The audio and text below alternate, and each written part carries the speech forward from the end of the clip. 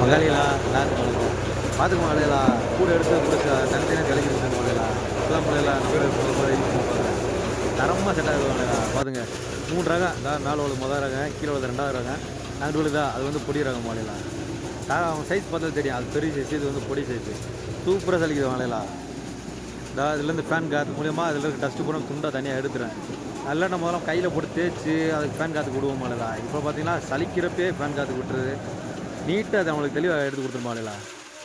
பார்த்துங்க எந்த அளவுக்கு சேர்க்காது 3 தகடு